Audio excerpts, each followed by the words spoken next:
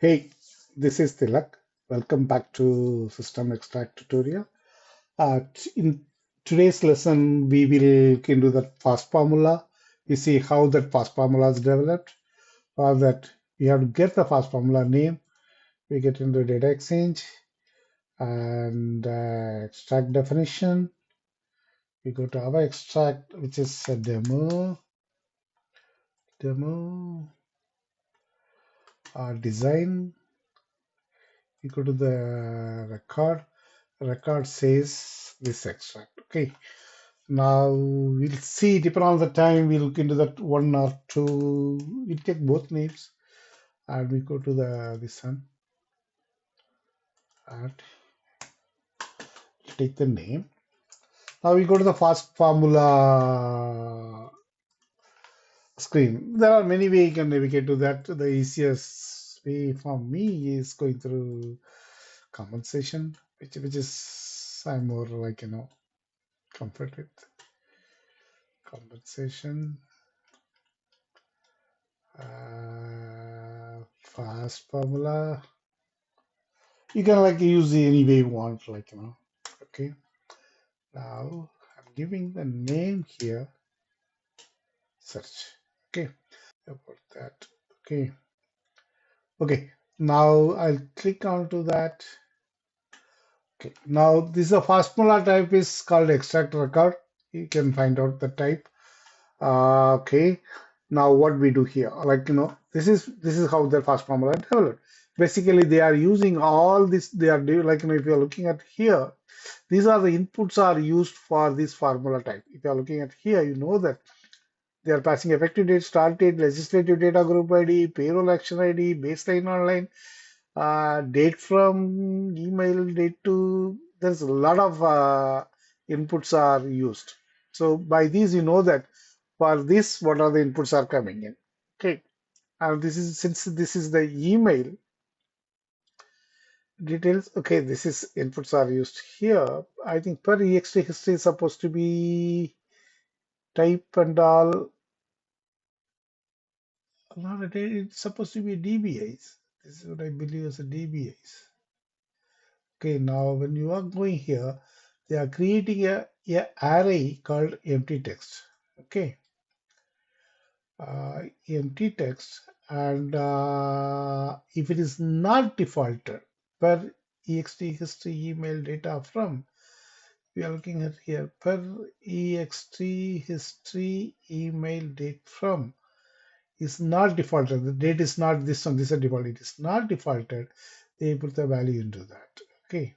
So basically the index also they're having an index called date from date to they're having some kind of index to that. And this is what you are coming here. Then they are creating a one more array called date from, they are giving a kind of a index to that 1, 2, 3, 4, 5, 6 index to that. Then they are going through a loop. Then if C exists for that, this is basically this is whatever, okay, this is all the possible column, this is whatever we are using it.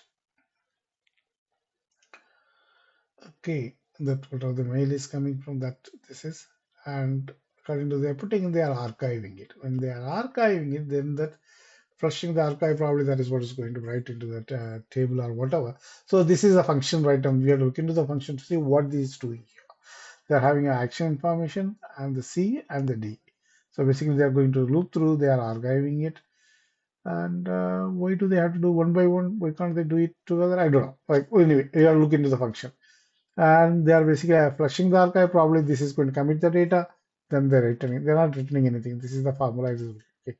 Now look at that. The next one, how they are writing it. Okay. Search. That is also probably the extract record. If it probably same follow the same condition, this is how that this database item, this is that probably default value for all this uh, context and the database item, and the inputs are here also. They are telling the inputs are that they are defining it as here. portability, the same thing probably they have the same probably, right? The DEM, right? Is what they bring here, and this is all this the possible usage of that this one. Basically, they are sending they are archiving more information than what we needed. We haven't selected middle name, all these steps. Complete set of data element to flex column mapping entry. Then they're like they are archiving it, they are fetching it. It's the same. This is how they are writing a fast formula. We have to understand more of how what this the archive value and archive first does that to understand how it is written into the tables. Okay. Anyway, unless we have access to that, we may not be able to get that. So this is give a basic idea of how they are writing it. Okay. And like this is basically this is all the single record. Then future we will see that how the multiple record, like that the range array or the multiple record array, how it is used. We can look at that. Now what we do here is we go back to our this one. We add a one more validation and we try to do that. Okay, now we go back.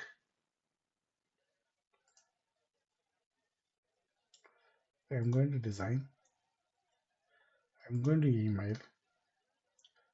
No, I'm going to person name. This is what we are getting a duplicate information. So I'm going to that data group. I'm going here. I'm going to the filter. I'm going to add a more.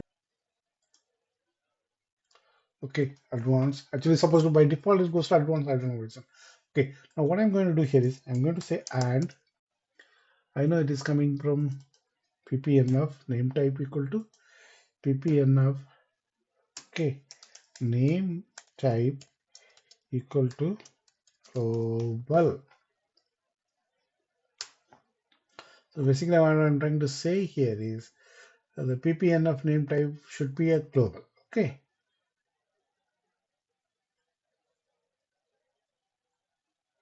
And I can remove this bracket. I can put it in the end. So that matches the value. Okay, validate. Okay, okay. And I'm saving. Okay, now I'm going to validate.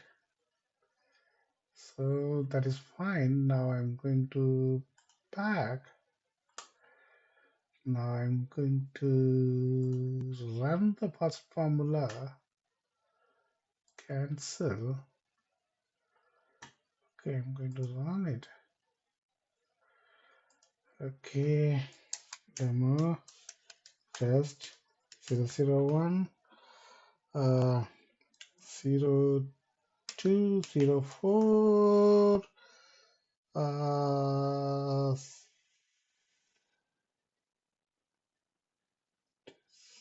20. Okay, I'm choosing this. Okay, that is the day. I'm choosing here what other different is coming. I'm submitting it.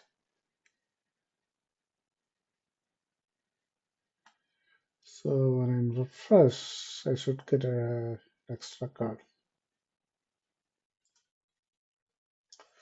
Okay, I got the 20th record.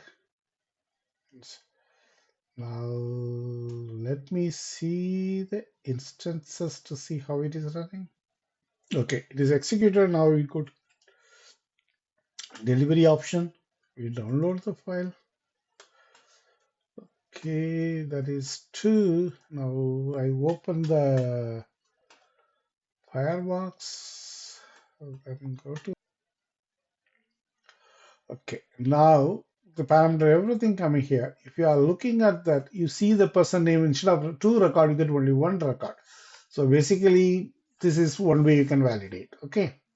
So if you want to have a for example, you want to have an email, only want a W1 or something else you want to have it.